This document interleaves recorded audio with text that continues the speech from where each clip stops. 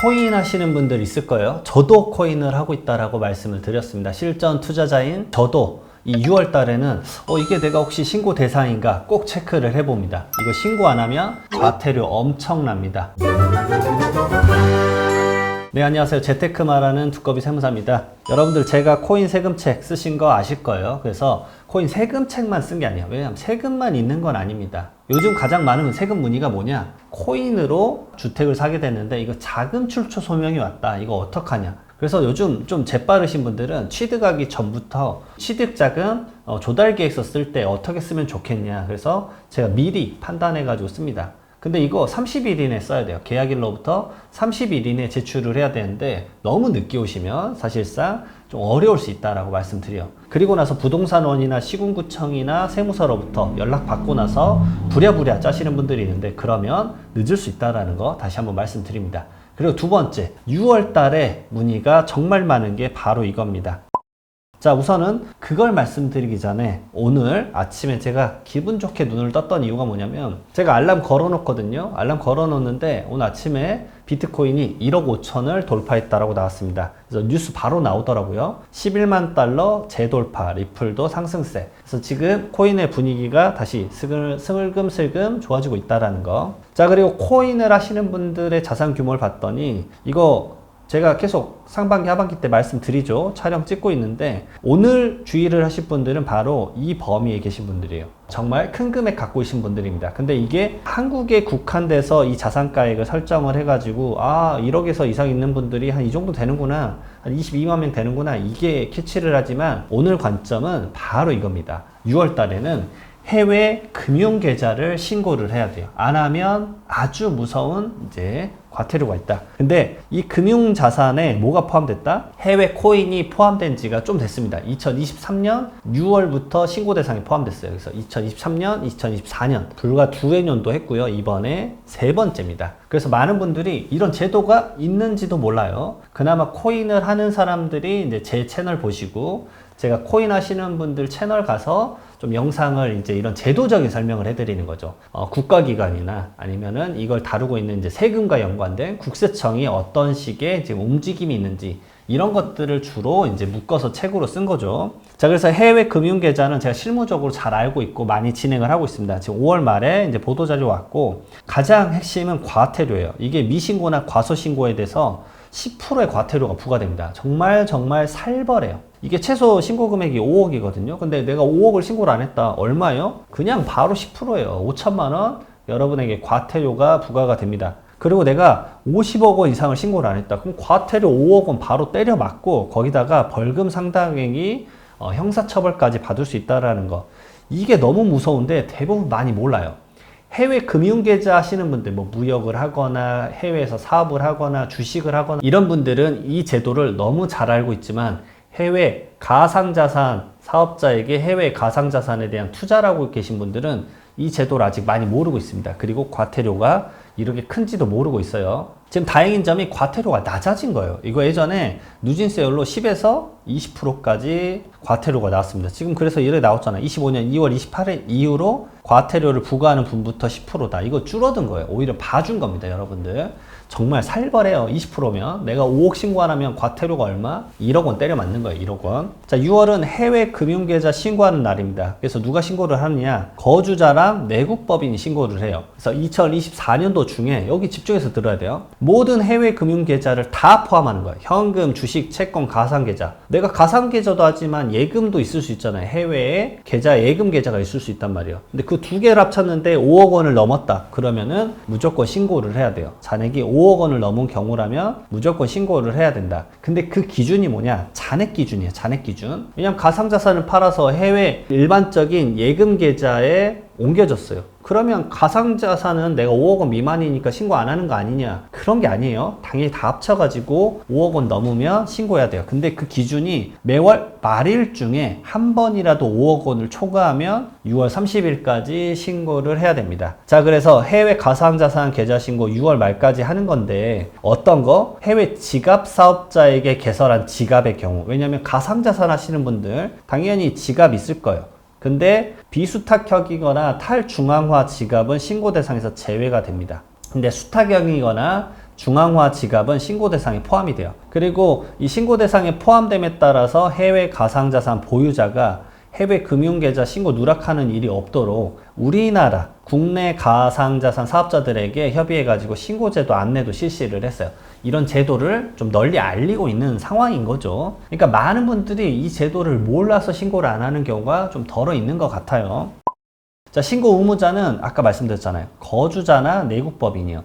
이게 무슨 말이야? 라고 하실 건데, 말 그대로 세법은 국적을 따지지 않습니다. 거주자는 뭐냐면 국내에 주소를 두거나 183일 이상 거소를 둔 개인을 말해요. 그리고 내국법인은 국내에 본점 주사무소 또는 사업의 실질적인 관리 장소를 둔 사람을 말합니다.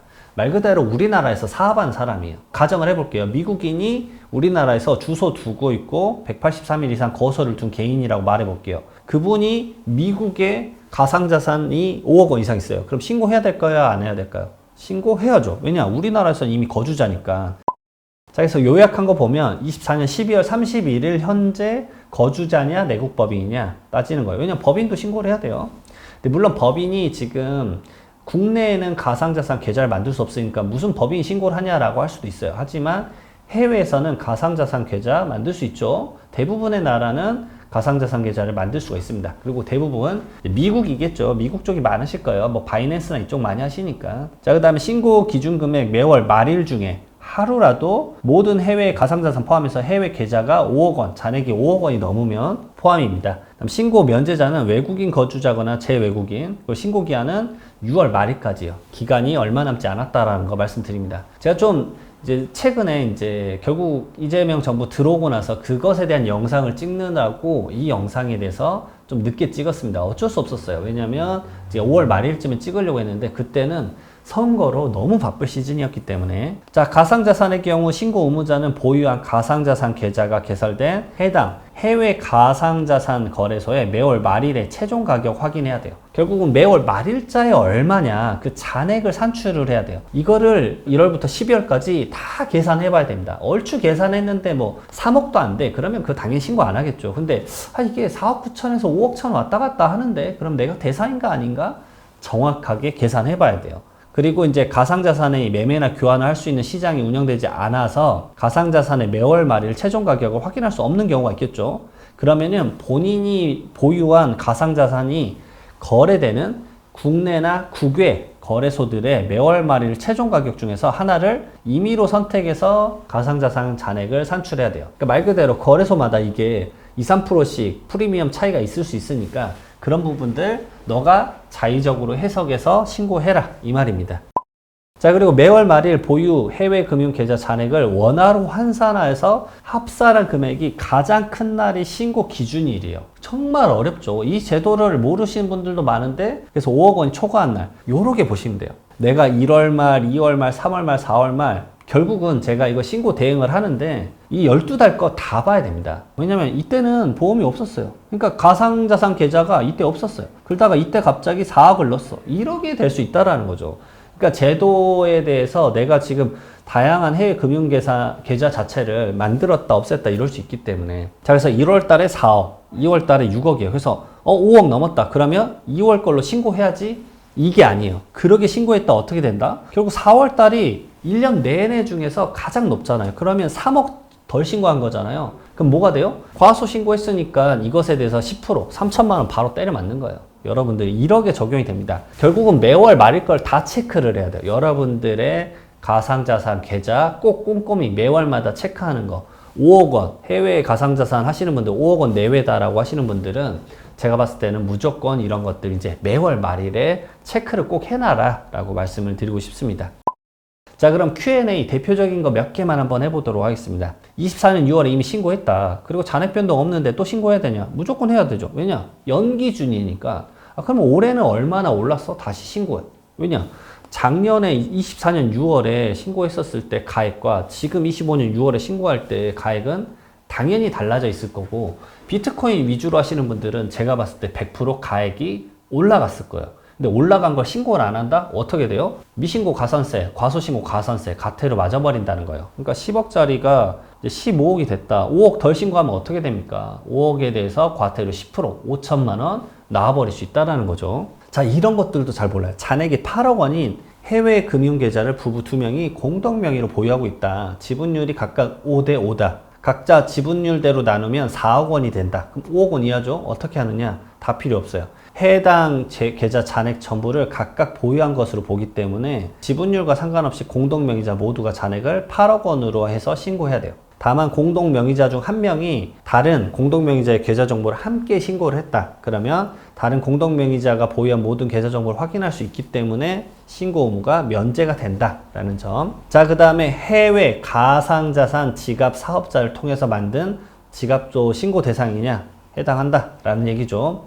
그래서 결국은 해외 가상자산 지갑 사업자는 국외에 소재하는 이 관련된 법에 따라서 영업하는 자를 포함하는 거기 때문에 이것에 대해서는 신고 대상에 포함된다. 자, 그 다음에 요거 많이 물어봅니다. 9억 원이 있다. 해외 가상자산이 9억 원이 있는데 그걸로 대출을 받았다. 5억 원을 받았다. 그러면 나는 빼기 하면은 4억 원 아니냐라고 생각하시는데 그 5억 원 대출 받은 게 다른 금융계좌에 똑같이 5억 원으로 있으면 어차피 합치면 얼마예요? 어차피 9억 원입니다. 그래서 신고 대상이 당연히 된다라는 거. 그래서 이거 말씀드린 거예요. 잔고가 없거나 당좌 잔고가 마이너스인 계좌도 신고해야 되냐?